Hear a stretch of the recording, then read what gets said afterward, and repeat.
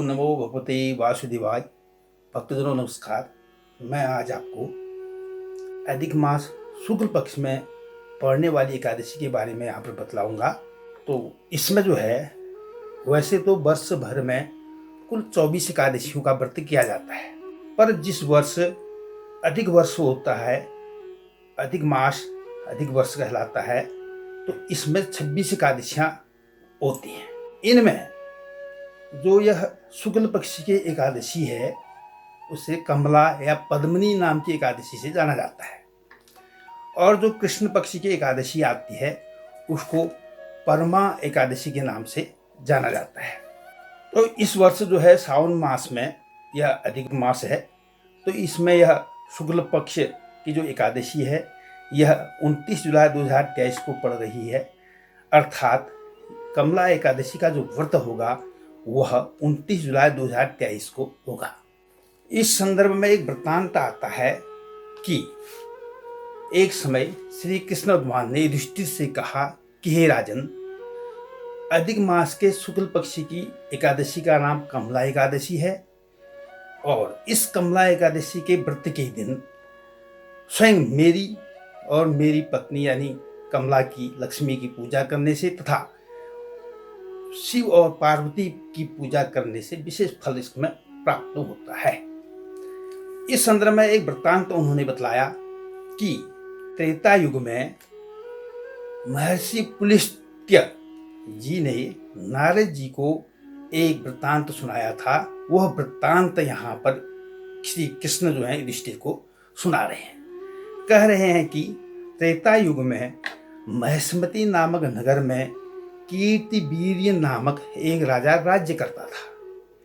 उनकी 100 रानियां थी, पर उनके घर में कोई संतान उनको प्राप्त नहीं हुई। तब उन्होंने अनेक प्रकार के यज्ञ, पुत्रेष्टि यज्ञ, शिव अर्चन इत्यादि सभी प्रकार के यज्ञ उन्होंने किए, उन्हें कोई भी फल प्राप्त नहीं हुआ। तब उनकी पत्नी और राजा कृतवीर्य ने यह निर्णय लिया कि हम गंधमादन पर्वत में जाकर के तपस्या करते हैं, और वहाँ तप करने के बाद अवश्य हमें संतान की प्राप्ति होगी। बहुत वर्षों तक उन्होंने वहाँ तप किया, पर उन्हें किसी प्रकार की संतान की प्राप्ति नहीं हुई। तब वे महर्षि अत्रि की पत्नी अनुसुईया के पास गए। अनुसुईया के पास जाने के बाद उन्होंने पूछा, हे माता, हम बहुत परेशान हैं कि हमारी संतान नहीं है। हमने सभी प्रकार के यत्न किए, पर किसी प्रकार से भी हमें कोई संतान प्राप्त नहीं हुई। अगर इसका कोई समाधान है तो आप अवश्य बतलाइए। तब माता अनुसुईया ने कहा कि हे राजन, अधिक मास में शुक्ल पक्ष में पड़ने वाली जो एकादशी है, कमला या पद्मिनी नाम की एकादशी से यह जाना जाता है। नियम पूर्वक इसके व्रत को करने से अवश्य तुम्हें संतान की प्राप्ति होगी। तब राजा और रानी ने मिलकर के यह कमला एकादशी का विधि विधान पूर्वक व्रत किया, और उनके घर में पुत्र रत्न प्राप्त हुआ, और पुत्र का नाम उन्होंने कीर्तिवीर्य रखा, और वह पुत्र महाप्रतापी था और समस्त गुणों से परिपूर्ण था। ऐसे तेजस्वी पुत्र को उन्होंने इस व्रत के करने से प्राप्त किया।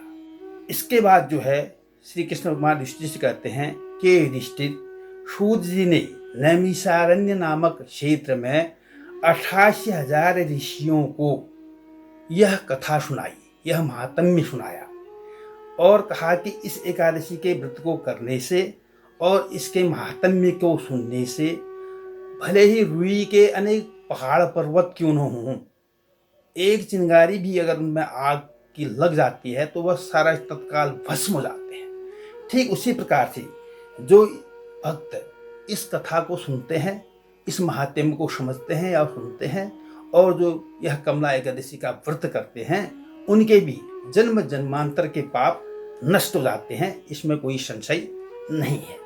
तो साथियों, मैंने यह कमला एकादशी का जो वृत्तांत है यह मैंने आपको सुनाया।